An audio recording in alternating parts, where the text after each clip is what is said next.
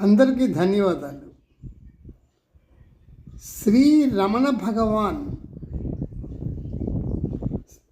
భగవాన్కి మధురైలో మొదటిసారి మృత్యు అనుభవం కలిగింది. రెండో మారు అదే మృత్యు అనుభవము అరుణాచలంలో ఉన్నప్పుడు కలిగింది. రెండో మారు అనుభవంలో శ్రీ రమణులు హృదయాన్ని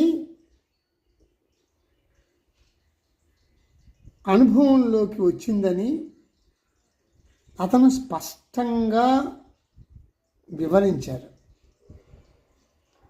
అది ఆధ్యాత్మిక హృదయమని, ఆ హృదయమే ధ్యాన కేంద్రమని, శరీరానికే కాదు ఈ ప్రపంచమంతా అందులోనే ఉందని, అది శరీరానికే కేంద్రము కాదు, ప్రపంచము జగత్తంతా దానిలోనే ఉందని, హృదయం ధ్యాన కేంద్రమని చెప్పారు. దాని స్థానం గుండెకు ప్రక్కన వక్షోమధ్యానికి 2 వ్రేళ్ల జాగా ప్రక్కన కుడివైపున అని కూడా చెప్పారు. అలా శ్రీరమణులు ఆధ్యాత్మిక హృదయాన్ని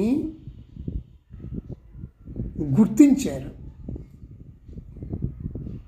రెండవసారి అరుణాచలంలో మృత్యు అనుభవం వచ్చినప్పుడు అతను హృదయం ఎక్కడుందో, దాని స్థానం ఎక్కడుందో గుర్తించారు. అది సర్వానికి కేంద్రమని చెప్పారు. శరీరానికి ఒక్కదానికే కేంద్రం కాదు, సర్వానికి కేంద్రమని చెప్పారు. దైవం నీ హృదయంలోనే సాక్షిగా ఉందని చెప్పారు.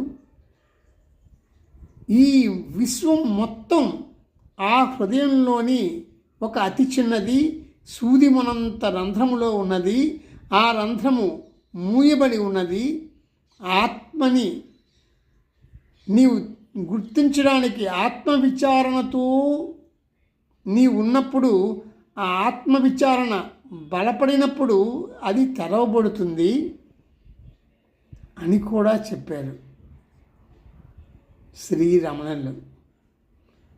ఆ హృదయమే ఆధ్యాత్మిక